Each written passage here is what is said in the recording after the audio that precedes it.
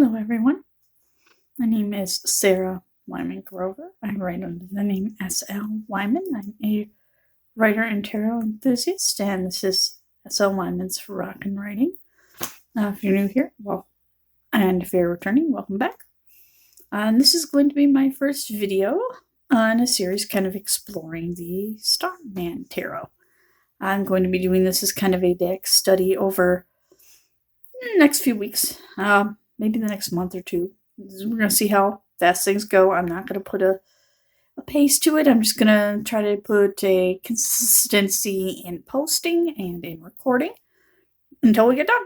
And, we're going to kind of go with the flow from there. But, again, this is going to be exploring the Starman Tarot by David DeAngelis, inspired by art he did for David Bowie, who is one of my all-time favorite artists, which, obviously, if you've been on my channel at all, you know this. So, we won't belabor that. One of the things I will be doing over the next couple of weeks is really researching Mr.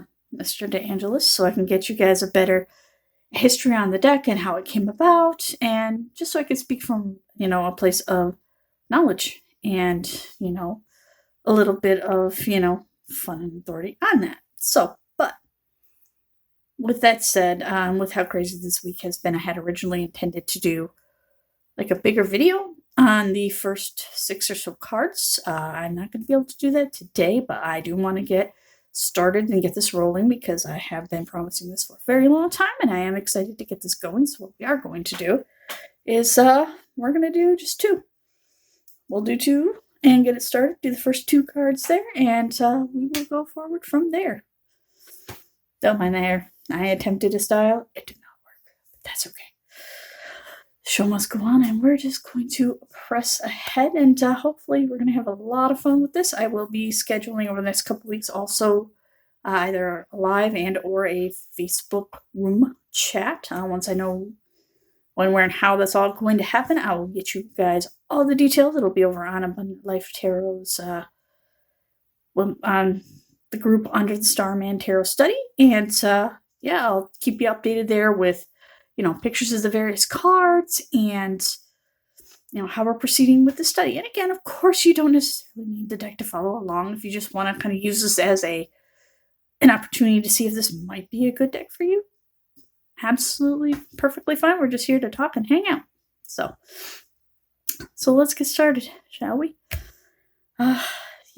First of all, this deck is very, very profound, and it hits really, really hard in a lot of interesting ways. It is not a deck that I would ever suggest for quick readings because it's not going to do it. Quick readings is not this deck style. This is very, very much a ponder the imagery, journal, read the, book entry, ponder some more, journal some more, that kind of thing.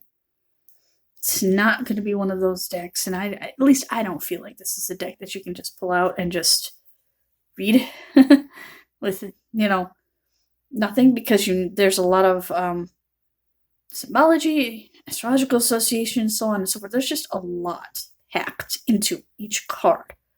So it's really, really hard to just throw it down and move along. That's not really how this deck works. So, that being said, I'll show you what I mean, and we'll kind of start out with our Fool, is the Sacred Clown. Now, first of all, I'm going to get my own personal prejudices and biases out of the way. I do not like clowns. I find them creepy AF. They are not my gig. They're not my bag at all. You probably blame Stephen King for that. Probably should not have read him as young as what I did, but whatever. We had a good time, so it really doesn't matter. What I will be doing is referring to some of my notes here in this handy dandy beautiful little book. So if you see me looking down, that's what I'm doing, because there's a lot to unpack here.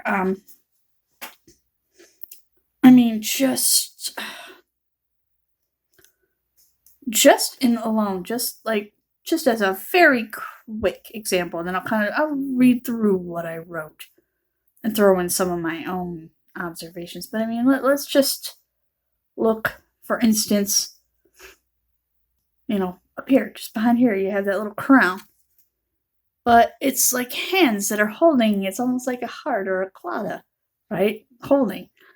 But it also almost looks like the head, almost like a second person right behind him, right? All that white light. And then you have this geometry, the sacred geometry behind him. I mean, can we talk about the color too? So much color. There's literally the colors for every single chakra in this card. Which, the Fool being beginnings and being about sort of a journey, that doesn't surprise me. So, my first observation, obviously, this guy's girl set the world on fire. Right? I mean, look at that smirk. He is up to no good. So this is definitely more of the gesture, definitely more of a throwback to the Marseille madman. Il matto, il loco. Definitely more of a throwback to that version of the Fool. Definitely that reckless energy. All right, now, of course, he can only set the world on fire if he doesn't burn himself out first. It sure looks like he's trying, because he's finger gutting all that fiery energy out there. But we'll get into that. So, he's got his crown chakra fully activated because you see all that bright white light and colors and the violet just kind of, shooting straight up. And I mean, obviously there are different color theories for the chakras. I tend to go more flat out Roy G. Biv from bottom to top, red, orange, yellow, green, blue, indigo, violet. But some people would put like your crown as more like either like a gold bright light or white. Some people put pink, or more violet. For some people it's more of a purple. It depends on what system you're using, but either way, if you look, all of those colors, no matter what color you want to use for the chakra, it's all in here. This is not a quiet deck. I do kind of personify my deck sometimes, a little bit, depending on the energy. And, depending on how much of the woo side of things you're into. Maybe this is going to resonate a little more or less for you, but for me, it's loud. It's got a lot to say. There is no quiet image. There is so much in there. But there's literally, just in a quick glance, there's yellow, gold, orange, teal, green, blue, a couple different shades of blue, red. So it's got all of that. You're activating the full thing, and we're starting out, right? And kind of in a crazy, not really with any particular plan, because the Fool's not necessarily, he don't have a plan yet. He just walked out his front door and decided what he wanted to do. And that's kind of what we're doing here. He hasn't really even figured out yet, because he's just going on pure instinct, right? He's just letting that third eye and letting his crown go, right?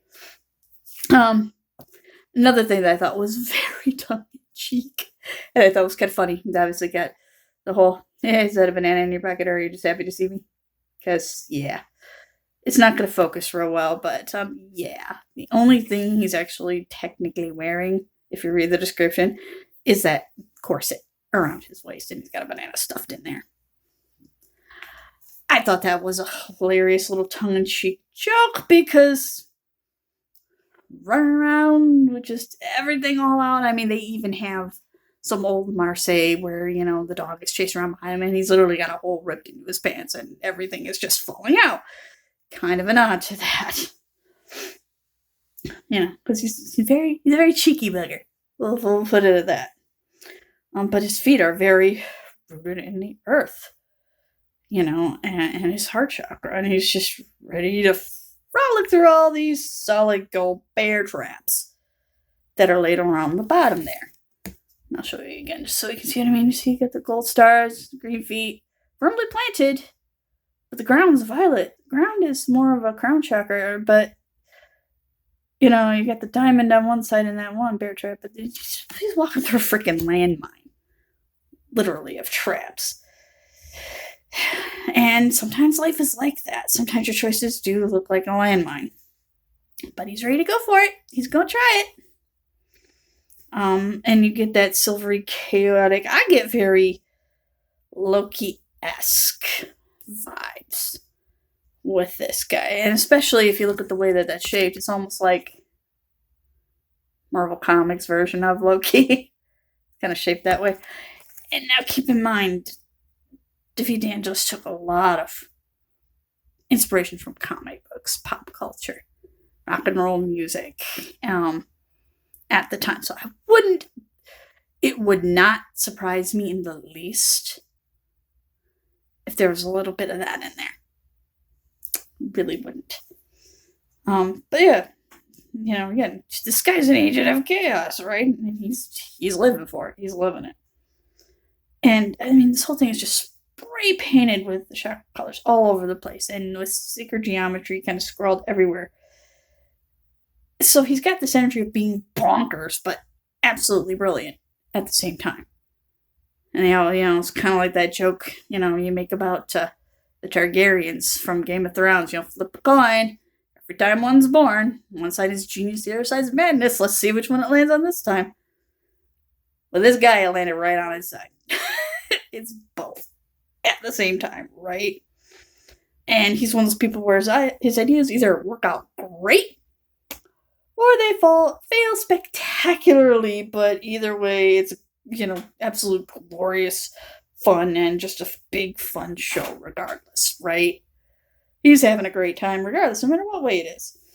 And he is still kind of firmly planted because the ground beneath him is somewhat solid, although you can see cracks here and there, but it's more like bricks. More like he's following, that violet brick road, right? And the sun, solar plexus, solar again. Wordplay, I like my puns, but he shoots from the gut. He's following instinct, right? Even though it's finger. It's coming from the gut, right? Straight shooter, he will just tell you what he thinks and what he sees. And you see this. Now, I'm not sure if I'm going to be able to actually get this to focus, A, and B, I'm going to have to be very careful about how I proceed with describing this because YouTube gets finicky. But, let me see, and not to put a point on it, but right there, that shape. It's the shape of a certain part of a woman's anatomy, right? Not to put my point on it, but yeah. If you look at images of the card and zoom in, you'll know what I'm talking about. But it's all in red and orange. It's literal sacral and root chakra. In an almost literal representation. Right? And if you look really closely at the designs in the wall and the way they're shaped, you can find lemniscates everywhere. Infinite loops everywhere. You just have to really kind of look in between each of the little pieces of design, right? And you got a diamond sitting there in one of the bear traps, diamond in the rough. So, he could either end up with a great reward or he's going to get his foot caught in a trap. We don't know. We're going to find out, right? Now, the quote from the book that they give for this guy is, "I laugh at the game of life." Yeah, I cannot think of a better quote that sums up this guy, right? He's just having a blast. Absolutely. Apparently, it's based on Heyoka from the Lakota tradition, which is the concept that the real you of the real you versus the perception of the real you. Those are two different things. How you see yourself is different from how other people see you, which is different from how you actually are. None of those are necessarily the same. They overlap and can coincide, but they don't necessarily mean the same. So I thought that was a very, very interesting point. And that does kind of make sense, because is the fool really crazy? Or is he actually brilliant? Or is he both? Or is it something different altogether? You never quite know with this guy, right? Especially this version of the fool. You never know. And again, his clothes, according to what's written in the book, they're painted on. Pants are painted on. That's paint.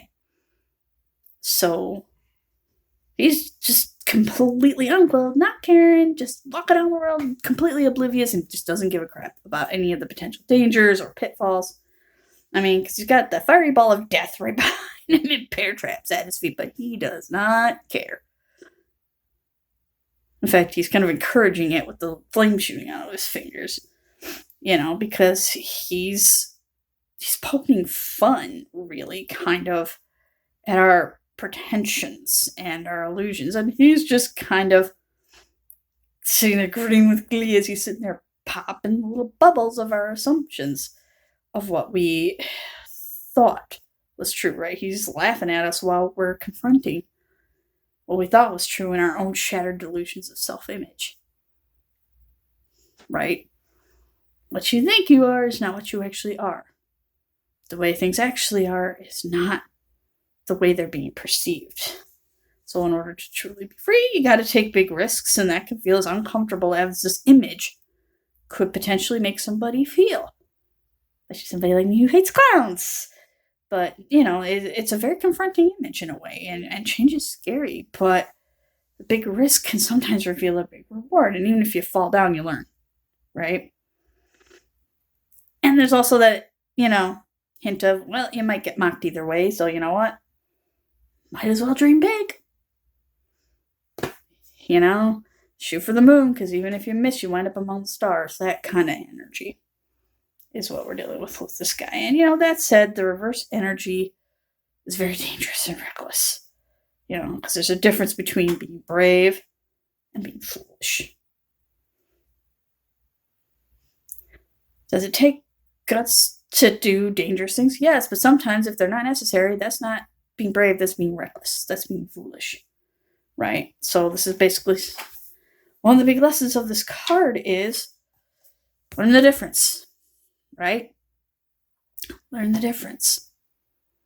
There's also, because of course you have, in the world of rock and roll, you have the 27 Club. There's also that little bit of the hint of, better to burn out than to fade away. Now, obviously, we could have a big old discussion on whether that's necessarily healthy or not. And a lot of us would probably argue it's not. But there's also that sense of, well, you're only young once. You only live once. So what are you going to do? Kind of an interesting card. It sparked a lot of thoughts, as you can see. So, I'll be very interested to see what you guys think, because I will be posting the pictures of the two cards I'm discussing, and basically just leave an open thing for you to comment either below this video and or on Abundant Life Tarot underneath these pictures. Tell me what you think. Let's get a discussion going. What do you see? And I'll obviously post a link to this video too, so you can hear my thoughts, and I'm excited to get into that. But let's move on to my favorite card in the deck. And that's Starman himself, Magician, number 1. This was one of the very first cards I ever pulled when I got this deck, and it made me cry because, well, for reasons we'll discuss here. Now, let me get you a little more of a close-up of the guy. Hopefully, I can't promise it's going to focus real well. I'm sorry, guys. Try hiding my face and see if it focuses a little better. We got a lot of glare. I'm trying to work with more natural light here. But you can see just the explosion of life below him and all this web. Again, you have like nothing but every color of every chakra, just this explosion of energy beneath him, and all of this energy connecting up and down and out. And again, it's a lot. It's very intense.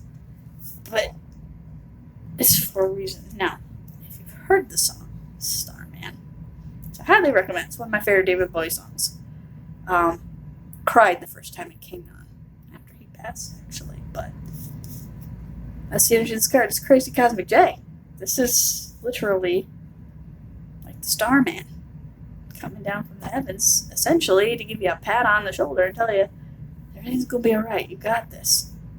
Let me kind of walk you through what I had, and you'll see what I mean on that. Now, obviously, this is him himself. He's come down to say hi. This is the only card in the whole deck that has no reverse, no negatives. It's literally just a positive invitation for you to step into this with him, to share this energy, to manifest, to step into your own power and your own ability to connect with your higher self and your ability to manifest what you want in your life, because, you know, the Magician card's all about the tools you need. They're already right there. You just have to figure out what to do with them and how to do it. And once you do the thing, and you've got this, right? So he's basically just a blessing come down to give you some thumbs up, just to let you know, hey, no, you got this. You can do this. And you've got, those golden rays of just pure joy coming out. Pure cosmic light, solar, bright, gold, warm, prosperous energies exploding out from him. Pink violet rays with the third eye that are blending in with that. And you got a few of them following up his arms, and, the bright violet hair. So you got your third eye and your crown up in his hair. And then nothing but green and blue, purple, nothing but heart and throat and third eye, right? Nothing but being able to see, nothing but being able to be connected, speaking your truth, and just heart. A whole lot of heart and a whole lot of happy, right, coming out of this. And that little sliver of the moon, so that little sliver of intuition, that spark of, oh, that's how we do this, right? They're all of these chakras, they're open, they're receptive. You've even got the sacral area. And again, this goes back to a lot of David Bowie's gender bending, and, he's obviously represented a lot of that in his artwork. Because if you look at a little dude, there's a little fetus right there. Fingers, I can't focus it very well, and he's hard to see. You almost miss him when you look at it, but he's right there. And of course, again, taking from the song, the quote for this is, "I will blow your mind." And isn't that kind of how we feel the first time we get that really great intuitive hit? Isn't that how we feel first time we really connect with ourselves and that energy, right? It's also called the alchemist, which makes sense. It's a call to action so that we can see clearly what needs to be done. He's calling you to realize your true potential, right? And to be strong enough to seize it, just saying, realize that you're just transmuting energy, right? Energy can't be destroyed. Create it. Just transmute it. You're only taking what's already there, right? You just have to be bold enough to seize your destiny and realize that you can be our focal point for that you have everything you need. You just have to give it that push. And it's a call to acknowledge your own power to create, just to take that breath and realize what part of you needs to come out, what needs to happen, and you do it. And he's right there with you going, right on, man. Good job. Right?